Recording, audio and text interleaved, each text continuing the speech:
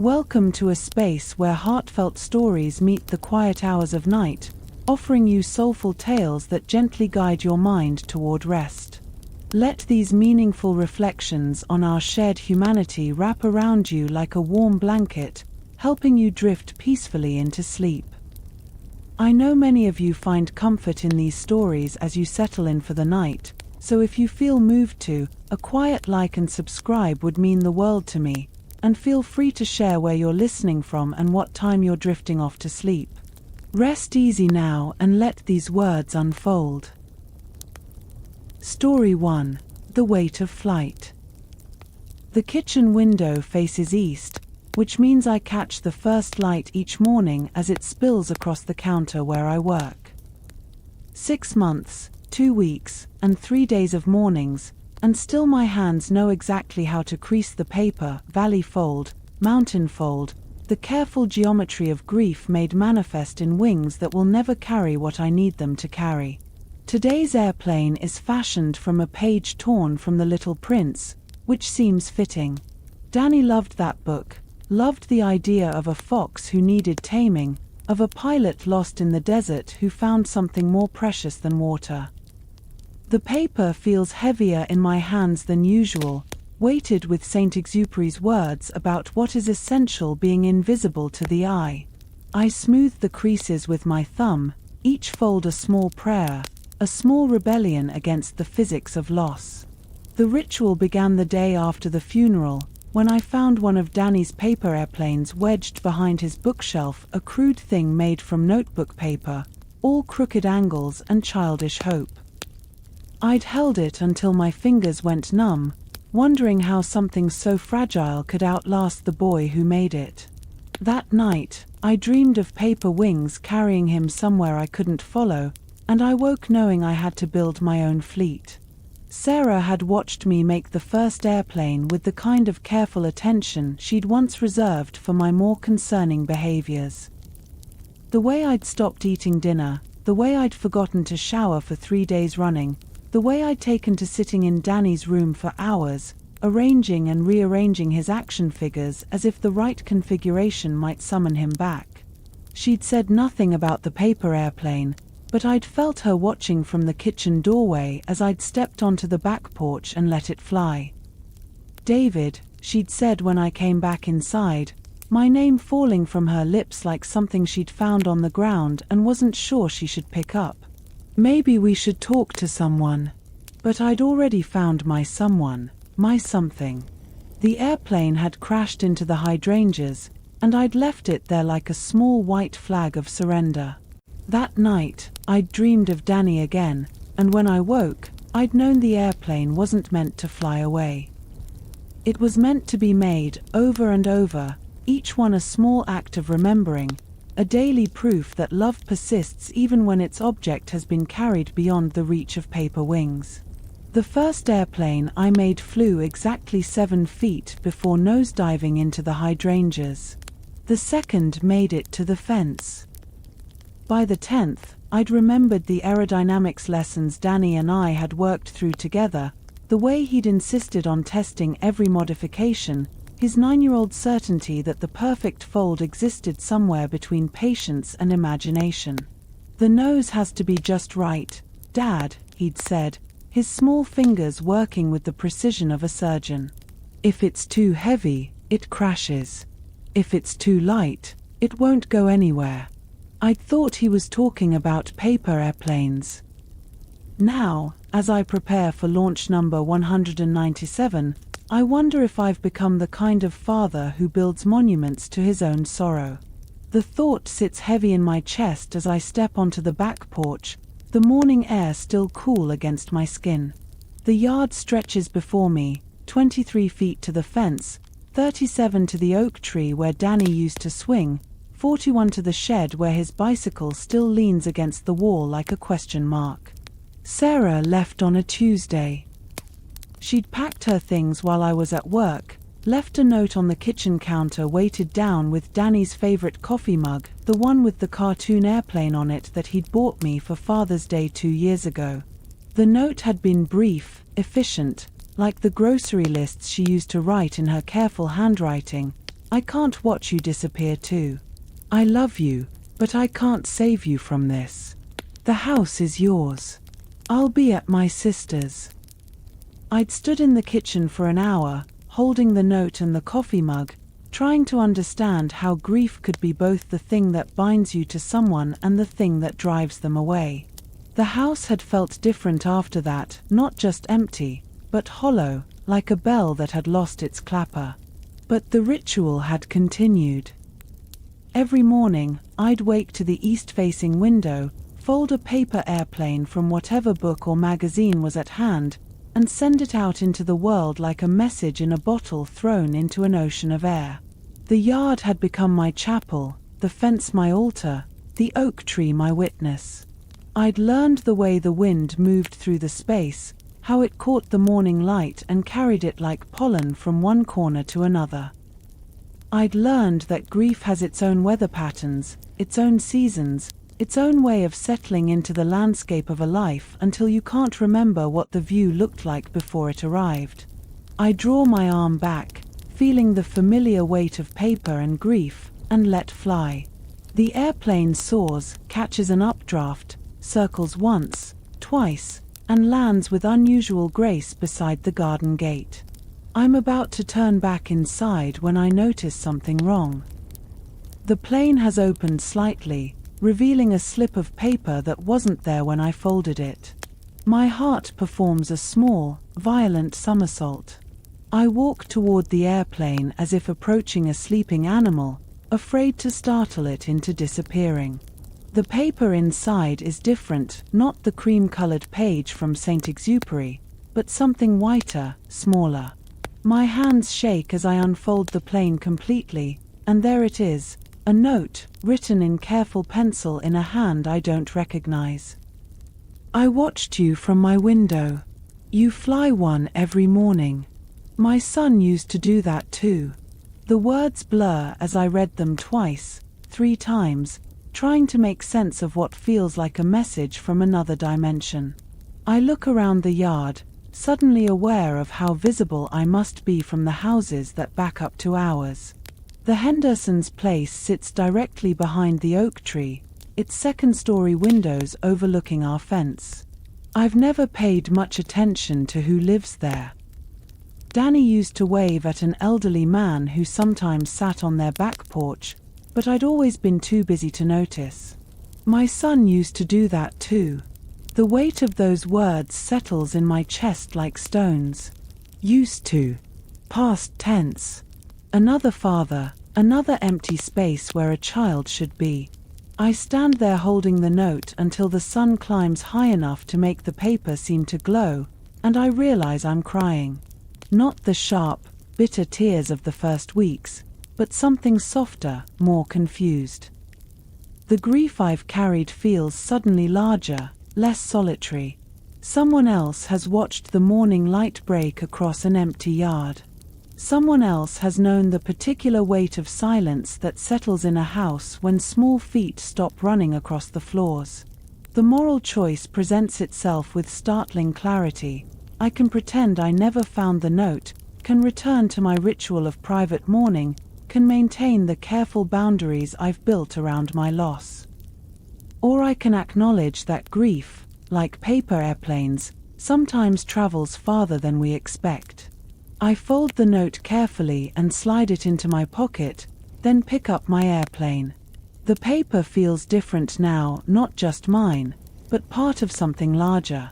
As I walk back toward the house, I catch a glimpse of movement in the Hendersons' upstairs window. A curtain falls back into place, and I realize I've been seen seeing. The kitchen seems smaller when I return, the morning light less forgiving. I make coffee and sit at the table where Danny used to eat his cereal, where he'd leave his homework scattered like confetti, where he'd fold his own paper airplanes while I read the newspaper and pretended not to notice him testing flight patterns with his orange juice glass. The house still holds the shape of him. In the living room, there's a worn spot on the carpet where he used to lie on his stomach, reading comic books and making sound effects under his breath. In the hallway, there are crayon marks on the wall that Sarah had never let me paint over, faint blue lines that map the trajectory of some long-forgotten artistic vision. In the bathroom, his toothbrush still sits in the holder, the bristles hardened into a small, defiant monument to the routines we take for granted until they're gone. I've kept everything exactly as it was, which Sarah had said was unhealthy. "You're building a museum," she told me a month before she left. "You're trying to keep him frozen in time, but that's not how memory works, David. That's not how love works." But she'd been wrong about that. Love doesn't require motion to survive. Love can live in the spaces between heartbeats, in the pause before a door opens, in the careful preservation of a 9-year-old's dental hygiene routine. Love is the thing that makes you fold paper airplanes at 6 in the morning because your son once told you that the perfect fold existed somewhere between patience and imagination. The note in my pocket feels like a small animal trying to escape. I've spent 6 months building walls around my grief, treating it like something that belonged only to me. I've declined dinner invitations, avoided the places where other people's children play, created elaborate justifications for why I couldn't possibly understand anyone else's loss or let them understand mine. But now, sitting in the kitchen where Danny learned to make paper airplanes, I realize I've been flying in circles. The phone rings, and I know without looking that it's my sister calling from Denver. Karen has been checking on me with the persistence of a smoke detector, her voice always carrying the same careful blend of concern and frustration. "David, how are you doing today?" The question hangs in the air like a paper airplane caught in a crosswind. How am I doing? I'm sitting in a kitchen that still smells like my son's favorite breakfast cereal, holding a note from a stranger who understands the weight of morning light on an empty yard, wondering if grief is meant to be carried alone or shared like a burden too heavy for one person to bear. "I'm fine," I tell her, because it's easier than explaining that fine is a relative concept when you're living in a house shaped by absence. "Have you thought about what we talked about? About maybe coming to visit for a while?" "I have thought about it. I've thought about packing a bag and driving west until the landscape changes, until the air tastes different, until I can breathe without feeling like I'm stealing oxygen from someone who needed it more. But I've also thought about what happens to love when you abandon the places that hold it, what happens to memory when you run from the spaces that contain it.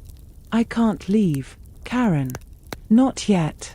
David, it's been 6 months. Sarah's worried about you. We're all worried about you.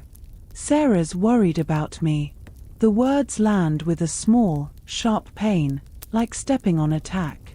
Sarah, who is living with her sister in Portland, who sends texts on birthdays and holidays, who has learned to love me from a distance because loving me up close had become too dangerous, too much like drowning. "I know," I say, and I do know. I know that grief can be a selfish thing, that it can consume not just the person who carries it but everyone who tries to stand too close to the fire. I know that I've become someone who is difficult to love, difficult to save, difficult to watch. But I also know that some things can't be rushed, can't be scheduled, can't be managed with the efficiency of a grocery list. I'm learning to fly paper airplanes, I tell her, because it's the most honest thing I can say. There's a pause on the other end of the line, and I can hear Karen trying to decode what I've just said, trying to determine if it's a metaphor or a literal statement, trying to figure out if she should be more worried or less worried about my mental state. "Paper airplanes. Danny taught me," I say. "Before he died. We used to make them together." Another pause. Karen is a therapist, and she knows the landscape of grief better than most people. She knows that healing doesn't follow a straight line, that sometimes you have to move backward to move forward, that sometimes the only way through something is to fully inhabit it. "That sounds like a nice way to remember him," she says carefully. "It's not about remembering," I tell her. "It's about continuing." After I hang up, I sit in the kitchen and think about the difference between remembering and continuing. Remembering is passive, something that happens to you like weather or daylight. Continuing is active, something you choose to do despite the fact that the world has changed around you, despite the fact that the person you're continuing with is no longer there to witness the effort. The note in my pocket feels heavier now, weighted with the possibility of connection. I pull it out and read it again, running my thumb over the careful pencil marks. The handwriting is precise, economical, the kind of penmanship that belongs to someone who learned to write with fountain pens and still believes in the importance of proper letter formation. I watched you from my window. You fly one every morning. My son used to do that too.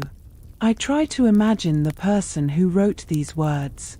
A father, obviously, but what kind of father? What kind of son? What kind of loss? The questions multiply in my mind like paper airplanes caught in a wind tunnel, each one carrying its own weight, its own trajectory, its own destination. The afternoon passes slowly, and I find myself moving through the house like a ghost, touching the surfaces that still hold the imprint of Danny's presence. His bedroom door, which I've kept closed but not locked, as if he might still need to get in. The kitchen chair where he used to sit, feet swinging, arguing with me about the relative merits of different breakfast cereals. The bathroom mirror, still streaked with fingerprints from the morning he'd stood on his tiptoes to brush his teeth and made faces at his reflection. Sarah had been right about one thing: I am building a museum. But she'd been wrong about why. I'm not trying to keep Danny frozen in time. I'm trying to keep myself tethered to the life we had together, to the love that shaped us both, to the understanding that some things are too important to let go of, even when letting go would be easier. The sun climbs higher, and I know that tomorrow morning I'll stand at the kitchen window again, paper in hand, trying to fold something that can carry more than physics allows. But tonight, I think I'll write a note of my own. The words come slowly, carefully, like someone learning to walk again after a long illness. I write them on a sheet of paper torn from Danny's favorite notebook, the one with the cartoon rocket ships on the cover that he'd used for his science homework. I watched you watching me. Thank you for letting me know I wasn't alone. His name was Danny. He was 9. He loved paper airplanes and the Little Prince and breakfast cereal that turned the milk different colors. He died in a car accident on a Tuesday. I've been flying one airplane every morning since the funeral. I don't know why, except that it feels like the only thing I can do that makes sense anymore. I fold the note carefully and set it aside, then make myself a sandwich I don't want and eat it while standing at the counter, looking out at the yard where tomorrow's airplane will fly. The oak tree sways in the afternoon breeze, and I can almost see Danny on the swing, his legs pumping, his hair flying, his voice calling out to me to watch him go higher, higher, higher. The memory doesn't hurt the way it used to. It's still sharp, still capable of taking my breath away, but it's also warm, like sunlight through glass. I understand now that grief doesn't diminish love. It concentrates it, distills it down to its essential elements, strips away everything that isn't absolutely necessary and leaves you with something pure and undiluted and almost too bright to look at directly. When evening comes, I call Sarah. She answers on the second ring, and I can hear the television in the background, the sound of her sister's children playing in another room. Normal sounds. Life sounds. The kind of sounds that used to fill our house before silence moved in and made itself at home. David. Her voice is careful, cautious, like someone approaching a wild animal that might bolt or attack. I found a note, I tell her. Someone else who flies paper airplanes. Someone else who lost a son. There's a pause, and I can hear her breathing, can imagine her sitting in her sister's living room, trying to decide if this is good news or bad news, if it's a sign that I'm healing or a sign that I'm getting worse. That's nice, she says finally. It's nice that you're not alone. I was never alone, I tell her. You were right about that. I was just trying to carry it all by myself. David. I know, I say. I know you couldn't stay. I know watching me disappear was like losing him all over again. I know I wasn't fair to you. She's crying now, and the sound travels through the phone line like a paper airplane caught in a crosswind. I loved him too, she says. I loved him so much, and I couldn't figure out how to grieve for him and take care of you at the same time. You don't have to take care of me, I tell her. You never had to take care of me. But maybe we could take care of each other. Maybe we could learn to carry it together. The conversation goes on for an hour, and when I hang up, I feel lighter somehow, as if I've been carrying a weight I didn't realize was there. Sarah won't come home tonight, or tomorrow, or next week. But she might come home eventually, and that possibility feels like a small miracle, like a paper airplane that's caught just the right wind to carry it farther than it should have been able to fly. The next morning, I wake before dawn and make my way to the kitchen. The note is still on the counter where I left it, and I fold it carefully into today's airplane, along with a page from The Little Prince that I've marked with a passage about the importance of rituals, about how they make one day different from all the others. I step onto the back porch, and the morning air is cool against my skin. The yard stretches before me, familiar and strange at the same time, like a place I've been visiting in dreams. I can see the Hendersons' house, its upstairs windows catching the first light, and I realize I'm no longer flying alone. I draw my arm back, feeling the weight of paper and possibility, and let fly. The airplane soars, catches an updraft, circles once, twice, and lands with unusual grace beside the garden gate. I'm not surprised to see a figure at the upstairs window, and I raise my hand in a small wave before walking toward the plane. When I unfold it, I find my own note and, beneath it, another one. His name was Michael. He was 7. He loved dinosaurs and knock-knock jokes and the way clouds looked like animals. He died of leukemia on a Thursday. I've been watching you fly your planes every morning, and it's been a comfort to know that someone else understands the weight of morning light on an empty yard. Thank you for sharing your ritual with me. Thank you for letting me know I wasn't alone either. I look up at the Hendersons' window, and this time the curtain doesn't fall back into place. Instead, I see a man about my age, his hair silver at the temples, his face marked with the kind of lines that come from smiling and crying in equal measure.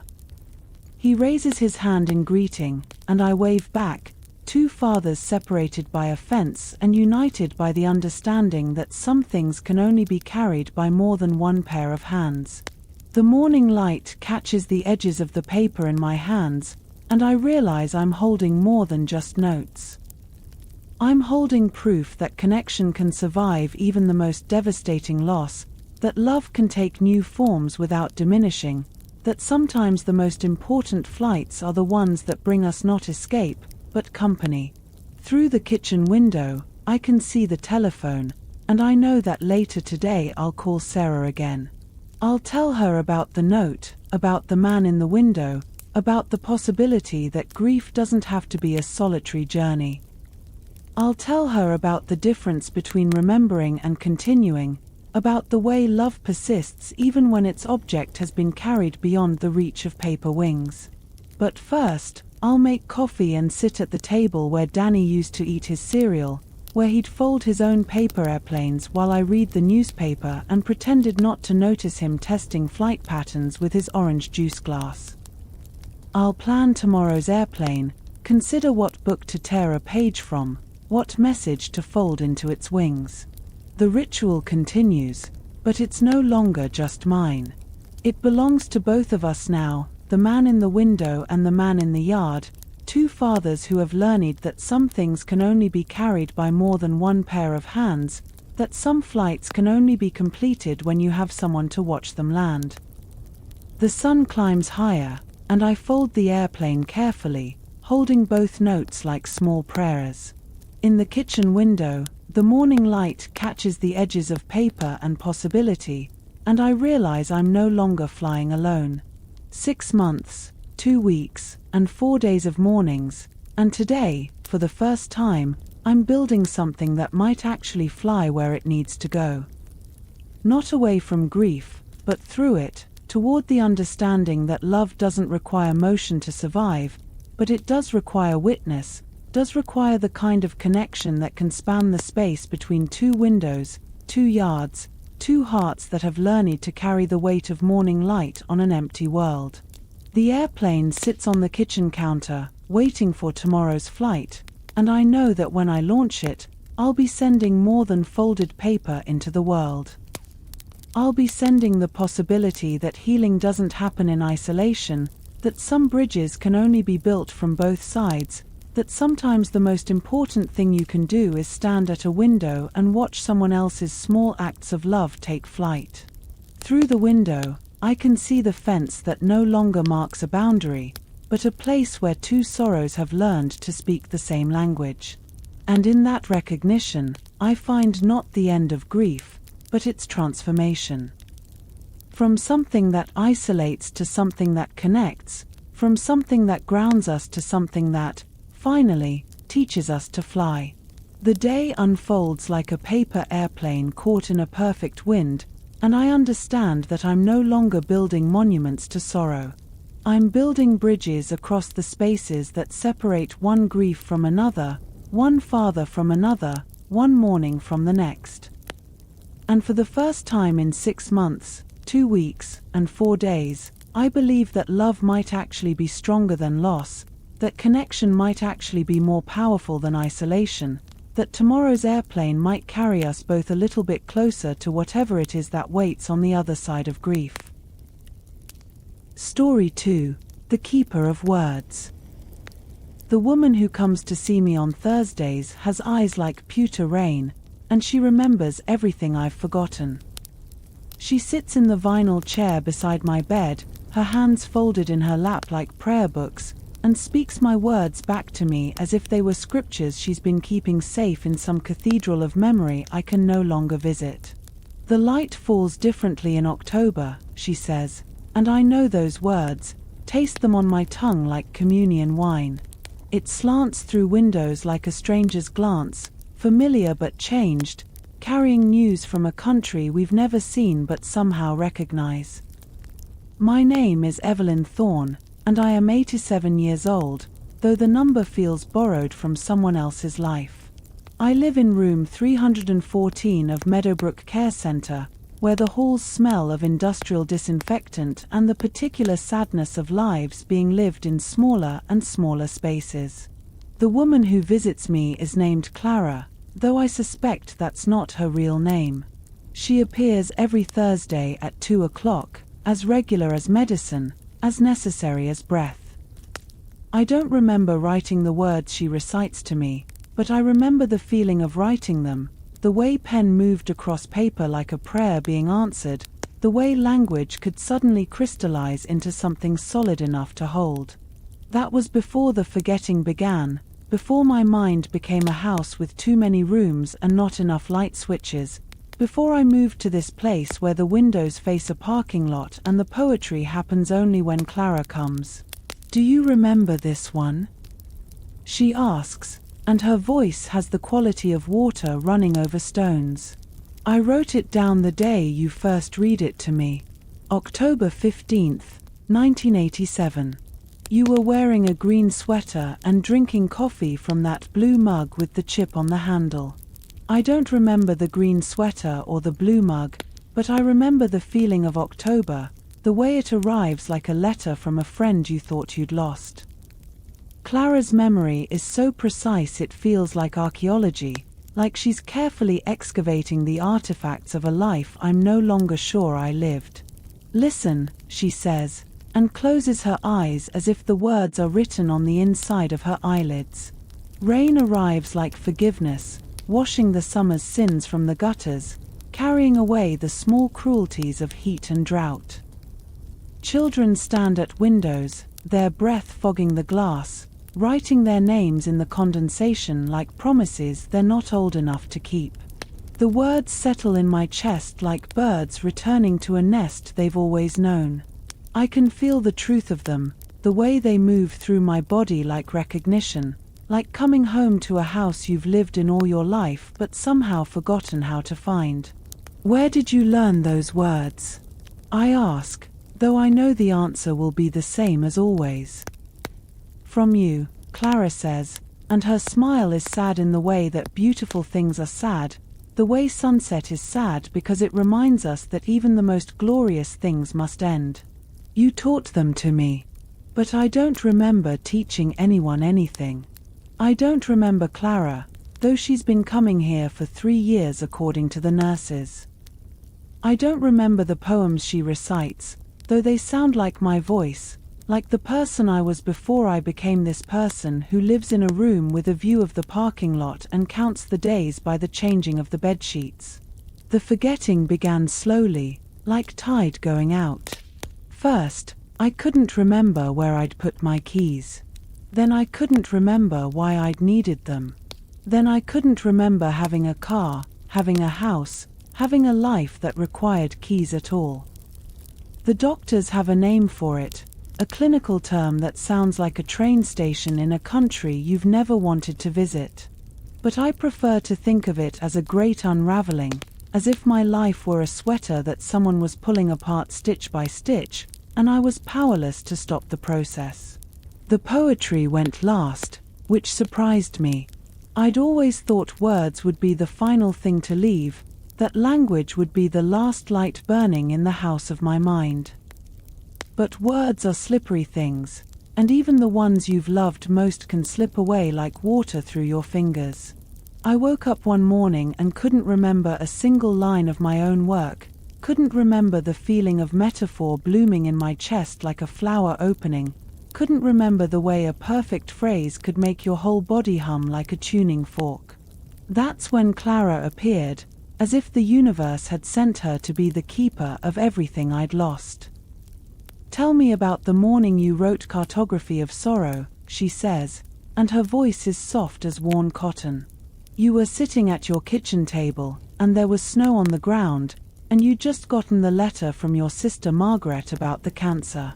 I know about Margaret's cancer in the abstract way I know about historical events, as something that happened to someone else in a time I can't quite access.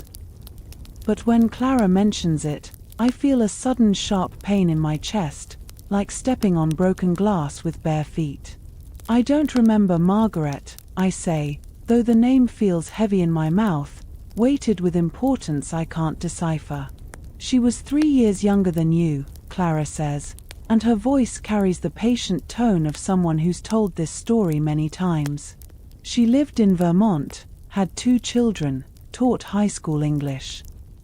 She used to send you pressed flowers in her letters, between the pages like bookmarks.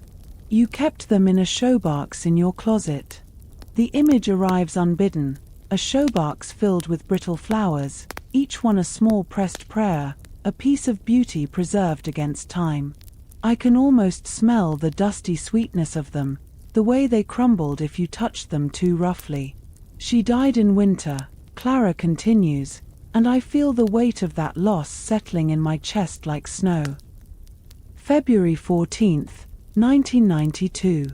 You said it was ironic, dying on Valentine's Day, as if love itself had betrayed her. I want to remember Margaret, want to feel the specific shape of that grief, but the memory remains just out of reach, like trying to hold water in cupped hands. Instead, I feel a generalized sadness, a sense of loss that has no particular object but colors everything like twilight. Recite the poem, I say, because Clara's words are the only way I can visit the country of my own past. She closes her eyes and begins, and her voice transforms into something that sounds like mine, or like the person I used to be. Grief is a country with no reliable maps, where all the roads lead to the same destination and none of the signs are written in a language you recognize. I have been traveling there for weeks now, carrying a suitcase full of things I thought I'd need but that prove useless at the border: photographs, telephone numbers, the muscle memory of her laugh. The customs agents confiscate everything except the weight in my chest, which they stamp with an expiration date I cannot read. The words move through me like electricity, like remembering how to breathe. I can feel the truth of them, the way they capture something essential about the landscape of loss, the way sorrow transforms you into a tourist in your own life. How do you remember so exactly? I ask, and Clara opens her eyes, and I see something flicker there, something that might be pain or might be love or might be both. I have a good memory, she says, but there's something else in her voice, something she's not telling me. I've always been able to remember things other people forget. The nurses tell me that Clara comes every Thursday, that she's been coming for 3 years, that she never misses a visit. They say she's not family, not a friend from my past that they can identify, just a woman who appears and disappears like a benevolent ghost. They've asked her for identification, for some explanation of her connection to me, but she just smiles and says she's a student of poetry, that she's writing a dissertation on forgotten voices. I want to believe this story, but there's something in the way Clara looks at me that suggests a deeper connection, something more personal than academic interest. She knows too much about the specific details of my life, remembers too clearly the precise circumstances of each poem's creation. When she recites my work, she doesn't just remember the words, she remembers the emotional texture of them, the way they felt in my mouth when I first spoke them aloud.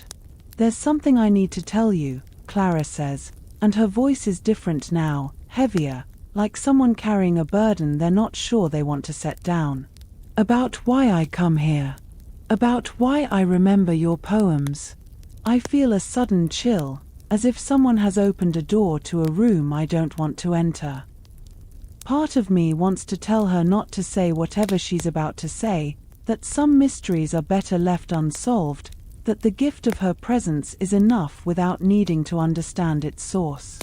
But another part of me, the part that used to be a poet, needs to know the truth, needs to understand the story that's been unfolding in my room every Thursday for 3 years. I'm your daughter, Clara says, and the words fall into the space between us like stones into still water. You gave me up for adoption when I was 3 days old. I found you 2 years ago, but you were already forgetting things, and I didn't know how to tell you who I was.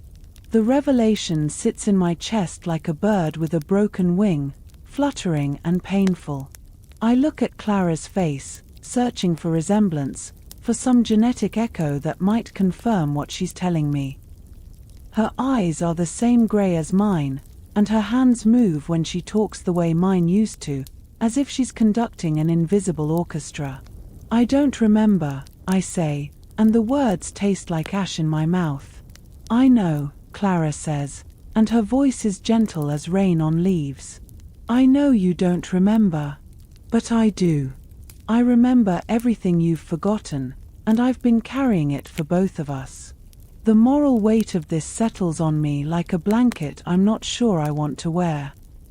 Here is this woman who has been coming to see me for 3 years, who has memorized my life's work, who has been serving as the keeper of my memory, and she is my daughter, the child I gave away before I knew how to be a mother, before I understood that some gifts can't be taken back. Why? I ask, though I'm not sure what I'm asking about. Why did I give her away? Why did she find me? Why does she keep coming? Because your words raised me, Clara says, and there are tears in her eyes now, but her voice is steady. My adoptive parents were kind people, but they weren't artists. They didn't understand why I needed to write, why I stayed up late reading poetry, why I felt like I was looking for something I couldn't name. When I was 16, I found a chapbook of your work in a used bookstore. The moment I read it, I knew I'd found my mother. I try to imagine this. A teenage girl in a used bookstore, finding a slim volume of poetry by a woman whose name she didn't recognize, opening it and discovering the source of her own creative DNA. The image is both beautiful and heartbreaking, like all the best stories. I memorized every poem, Clara continues. I read everything you'd ever published, traced your appearances at readings, followed your career like a detective. I learned about your life through your words, and I felt like I was finally understanding who I was, where I came from. The room feels smaller suddenly, as if the walls are closing in. I am overwhelmed by the weight of this revelation, by the knowledge that this woman who has been my lifeline to my own past is also the child I abandoned, the daughter I never knew I'd lost. I gave you away, I say, and the words feel like confession, like admitting to a crime I don't remember committing. You were 19, Clara says, and her voice is forgiving in a way that makes my chest ache. You were unmarried, had no money, no family support. It was 1955. You did what you thought was best. But I don't remember being 19, don't remember the desperation that must have driven that decision, don't remember the weight of carrying a child I wouldn't keep. The forgetting has taken even that from me, has erased both the joy and the sorrow of my younger self. I should remember you, I say, and the words come out broken, like something that's been dropped and can't be fixed. You do, Clara says, and she reaches across the space between us and takes my hand. Her fingers are warm, and they feel familiar in a way that bypasses memory and goes straight to the body's deeper knowledge. You remember me every time you listen to your own words. You remember me every time you recognize the truth in a poem you wrote 50 years ago. Memory isn't just about facts, Mom. It's about feeling, about the way love persists even when everything else gets lost. The word Mom hangs in the air between us like a bridge I'm not sure I'm brave enough to cross.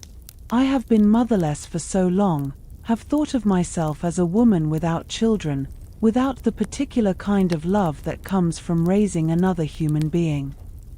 But here is Clara, who has been mothering me in reverse, who has been keeping my words safe while I forgot how to find them. What do you want from me? I ask, and the question feels both essential and impossible. Nothing, Clara says, and her smile is sad and beautiful. I just want to keep coming. I want to keep reading your poems to you, to keep being the keeper of your words. I want to sit in this room every Thursday and remember for both of us. The choice before me is simple and complex at the same time. I can send Clara away, can tell her that the weight of this revelation is too much for me to carry, that I don't have room in my diminished life for the complications of a relationship I can't remember choosing. Or I can let her stay, can accept the gift of her presence and her memory, can allow myself to be loved by this woman who carries my words like sacred texts. Tell me another poem, I say, and Clara's face lights up like sunrise. Which one? The one about forgiveness, I say, though I'm not sure where those words came from. The one about letting go.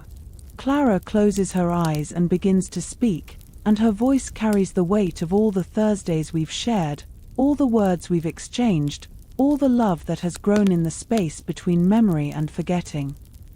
Forgiveness is not a destination but a way of traveling, not a place you arrive at but a road you choose to walk. It requires no map, no compass, no guide except the understanding that some journeys are worth taking even when you can't see where they lead. I have been walking this road for years now, my pockets full of stones I thought were treasures, my heart heavy with the weight of what I thought I needed to carry. But forgiveness is also a kind of forgetting, a way of setting down the burden of the past and walking forward with empty hands. The words settle into my chest like birds coming home to roost, and I understand that this is what Clara has been offering me all along, not just the gift of my own words, but the permission to be forgiven for the things I can't remember, to be loved despite the ways I've failed, to be mothered by the child I gave away. I want you to keep coming, I say, and the words feel like a prayer, like a promise, like the beginning of a story I'm finally ready to let myself live. Clara smiles, and in that smile I see something that might be my own face, might be the echo of the woman I was before I became the woman I am now. She opens her notebook and begins to add another poem, and I close my eyes and let the words wash over me like baptism, like coming home to a house I never knew I'd left.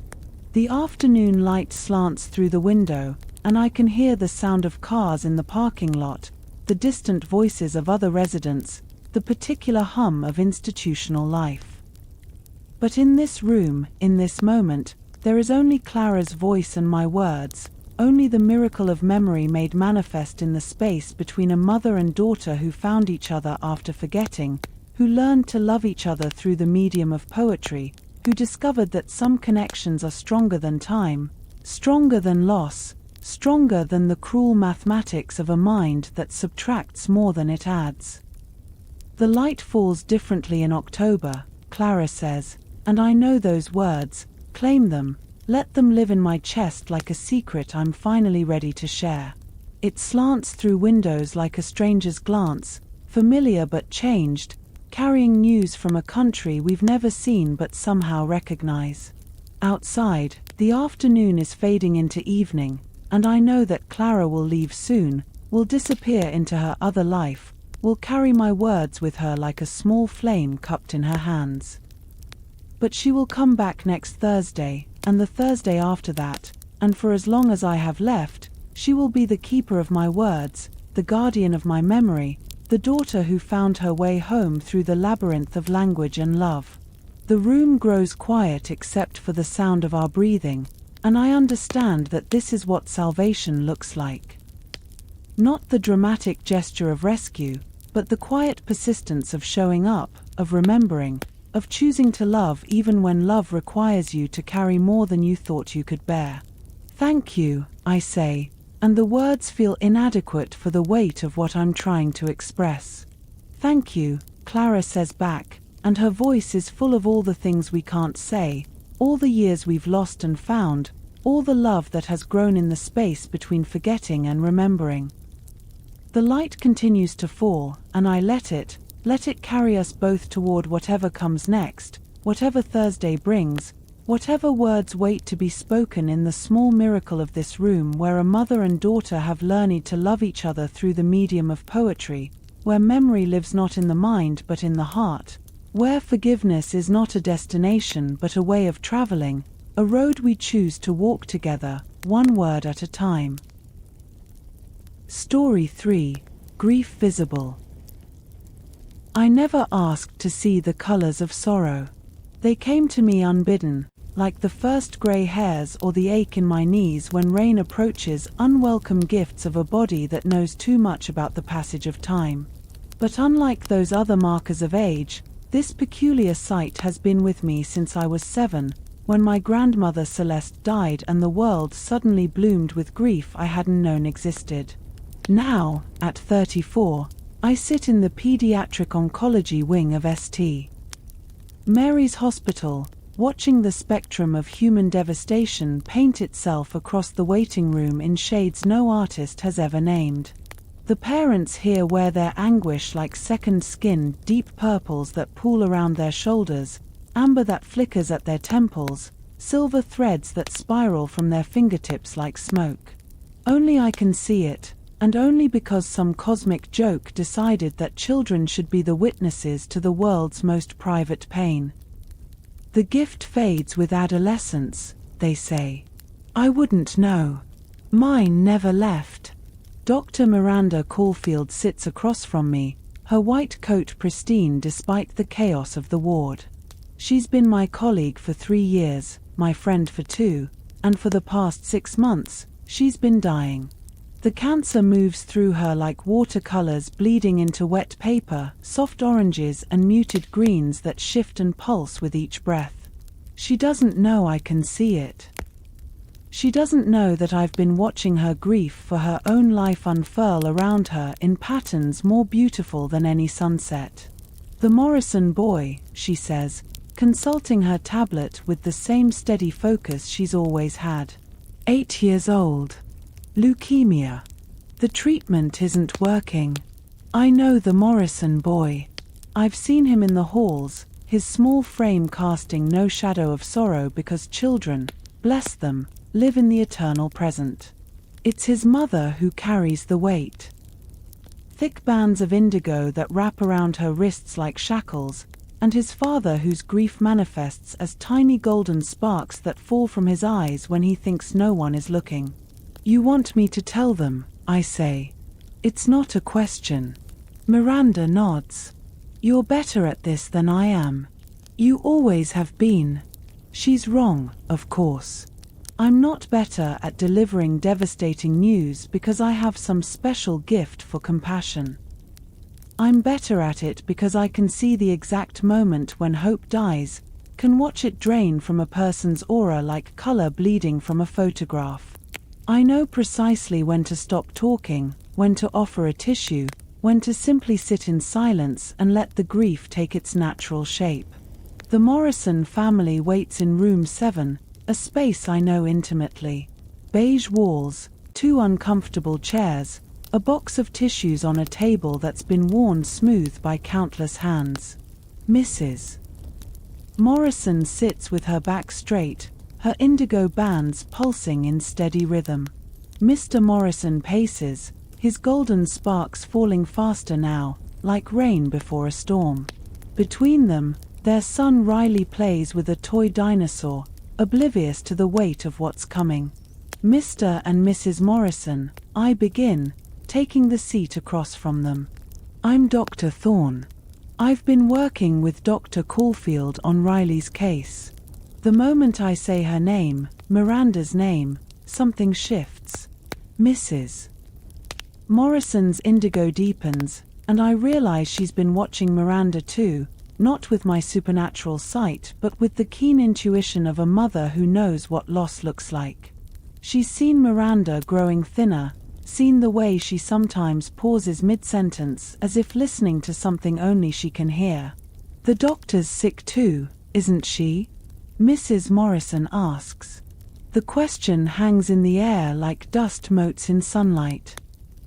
Riley looks up from his dinosaur, his wide eyes moving between his parents and me. 8 years old, and already he's learning that the world is full of things that break without warning. This is my dilemma, the moral quicksand I find myself in daily. Do I tell them about Miranda? Do I let them know that their son's doctor is fighting the same battle he's losing? Will it comfort them to know they're not alone in their grief, or will it shatter what little faith they have left in the medical profession? I can see the answer in their auras.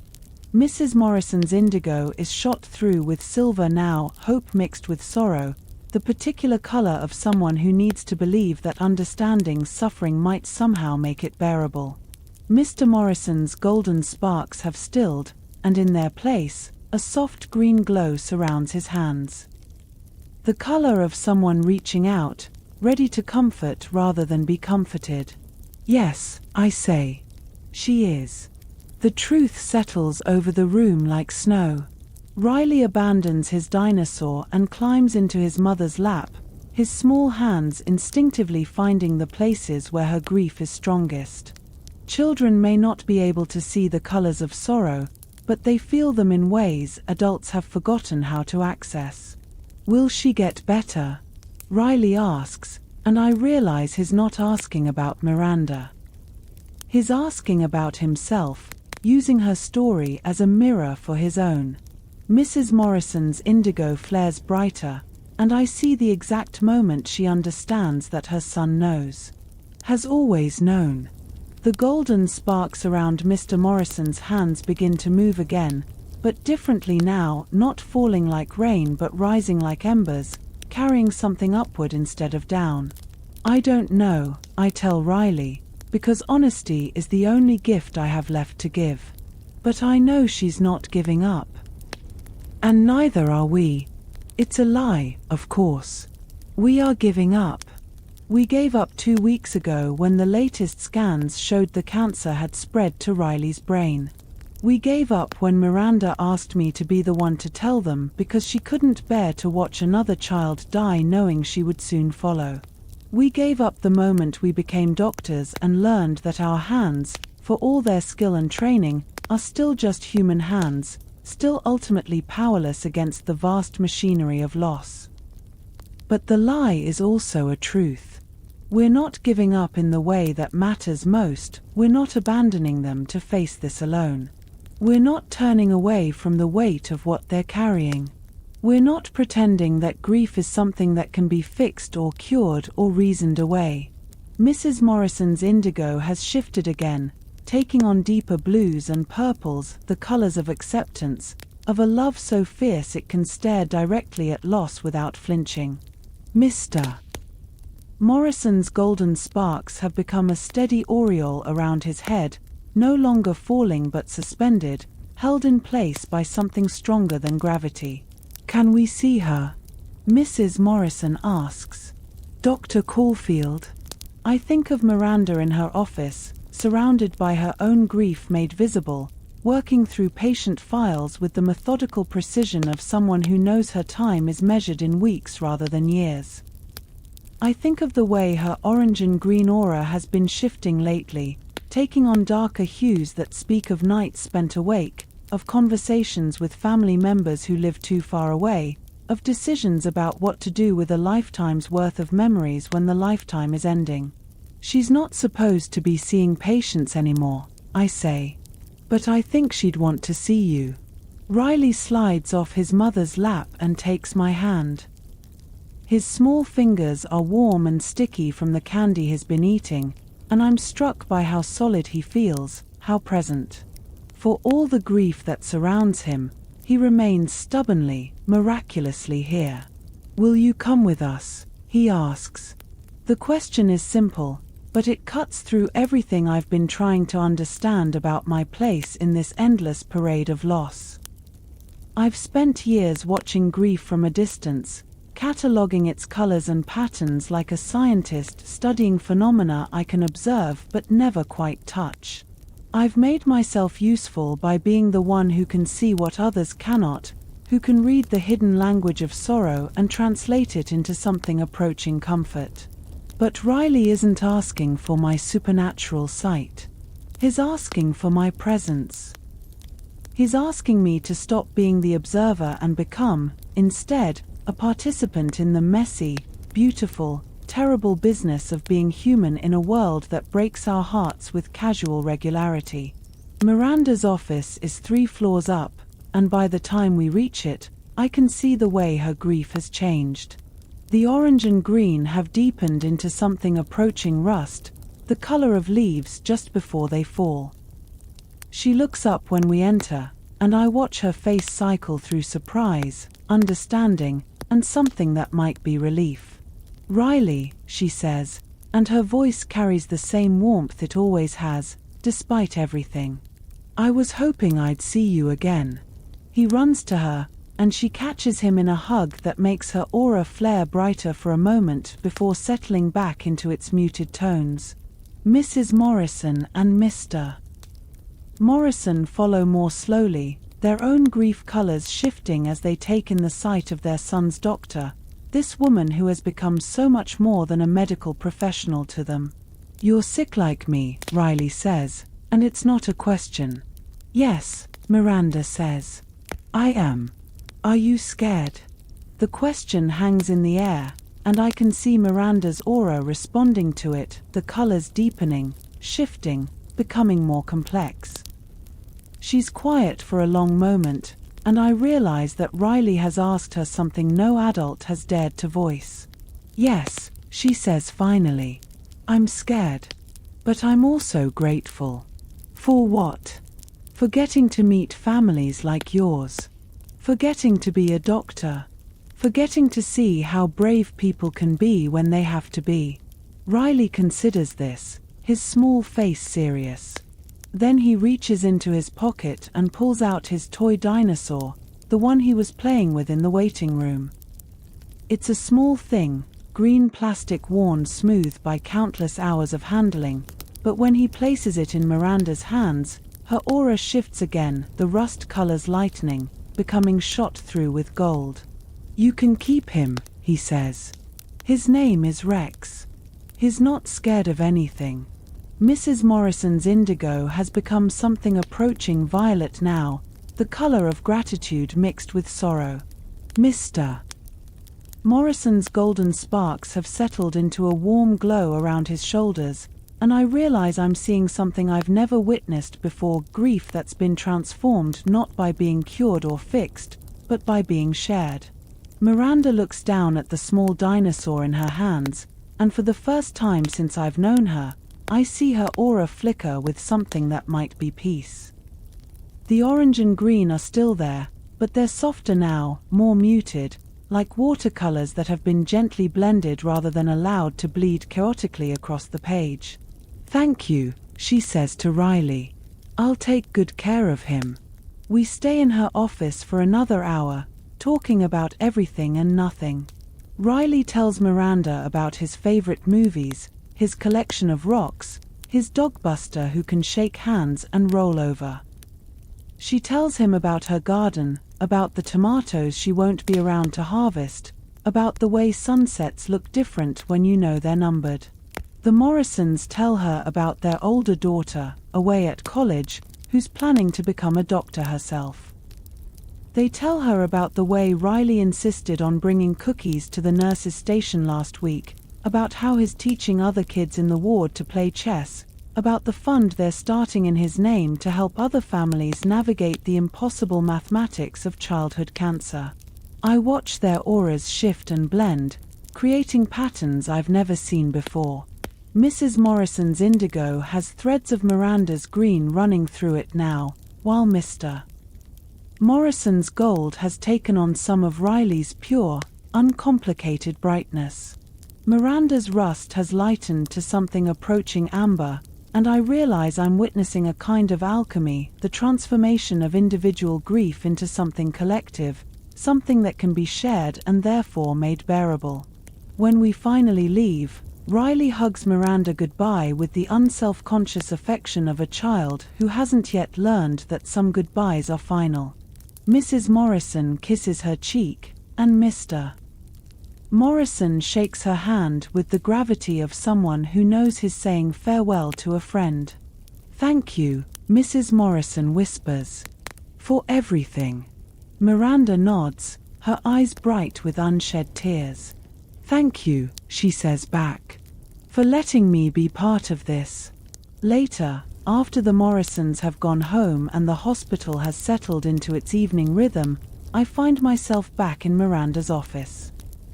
She's still there, working late as always, but now the small dinosaur sits on her desk beside her computer, a splash of green plastic in the sterile white landscape of medical equipment. "How do you do it?" she asks without looking up. "How do you tell families that their children are dying and still sleep at night?" I think about the question, about the weight of what I've seen today. "I don't know," I say finally. "I just try to remember that grief isn't the enemy. It's proof that love existed." She looks up at me then, and I see something in her expression that I've never noticed before, a kind of understanding that has nothing to do with my ability to see the colors of sorrow and everything to do with the simple fact that we're both humans trying to make sense of an incomprehensible world. "The Morrison boy," she says. "He's going to die." "Yes. And so am I." "Yes. And you're going to be here to see it happen. To watch the colors change. To carry the weight of what you've witnessed." I nod, because there's nothing else to say. This is my burden, my gift, my curse. To see the visible evidence of invisible pain, to be the keeper of griefs that others can't even name. "I'm sorry," she says. "That must be lonely." For the first time in years, I feel tears on my cheeks. Not for the dying, though they deserve tears. Not for the grieving, though they deserve comfort. But for myself, for the weight of carrying all this beauty and sorrow without anyone to share it with. Sometimes, I admit. But not today. Today felt different. Miranda nods, understanding without needing explanation. She picks up the small dinosaur and turns it over in her hands, examining its worn surface, its chipped paint, its stubborn refusal to look anything less than fierce despite its obvious age. "Rex," she says, and smiles. Not scared of anything. 3 weeks later, Riley Morrison dies on a Tuesday morning while his parents hold his hands and sing him the lullaby they used to sing when he was a baby. I'm not there when it happens, but I see the aftermath, the way his mother's indigo has become something approaching black, shot through with silver threads of memory, and the way his father's golden sparks have gone out entirely, leaving only a gentle glow around his heart. Miranda dies on a Thursday, 2 days later, in hospice care with her sister holding her hand and her garden still blooming outside her window. I visit her that last afternoon, and I see that her aura has changed one final time. The rust and orange have faded to something like pearl, iridescent and shifting, beautiful in its impermanence.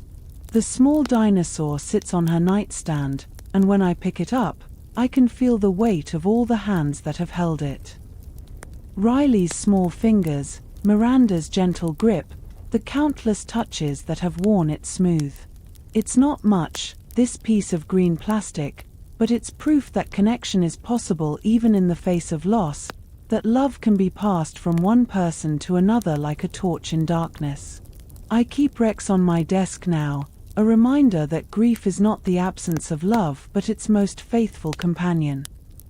When I meet with other families, when I deliver other impossible news, when I watch other auras shift and change in the face of loss, I remember what Riley taught me, that bravery isn't the absence of fear but the decision to love anyway, to reach out anyway, to keep trying anyway. The colors of sorrow are still with me, will always be with me, but they no longer feel like a burden I carry alone. They feel like a language I'm learning to speak, a way of translating the untranslatable, of making the invisible visible not just for myself but for everyone who needs to know that their grief is seen, their love is witnessed, their pain is real and valid and shared. In the end, that's all any of us can do, to see each other truly, to sit with each other in the darkness, to hold space for the full spectrum of human experience without trying to fix or cure or reason it away. To remember that we are all, in our own ways, not scared of anything, even when we're terrified. Especially then. The dinosaur on my desk catches the late afternoon light, and for a moment, it looks almost alive, a small, fierce creature that refuses to be diminished by time or circumstance or the certainty of its own eventual obsolescence. Like all of us, I suppose. Like love itself, which persists in the face of every evidence to the contrary, which colors the world in shades of beauty and sorrow that only children can see, and which some of us, the lucky ones, never quite stop seeing. Outside my window, the sun sets in colors I have no names for, and I think of Riley Morrison and Miranda Caulfield and all the others whose grief I've witnessed, W.H. O's love I've been privileged to see made visible. Tomorrow there will be other families, other auras, other impossible conversations. But tonight, there is only this, the weight of what I've seen, the gift of what I've been given, the terrible, beautiful responsibility of being human in a world that asks us to love even when it breaks our hearts. The colors of sorrow are all around me, but they no longer feel like a burden. They feel like a benediction, a reminder that we are never truly alone in our grief, that what we experience is part of a larger pattern, a vast tapestry of loss and love that connects us all.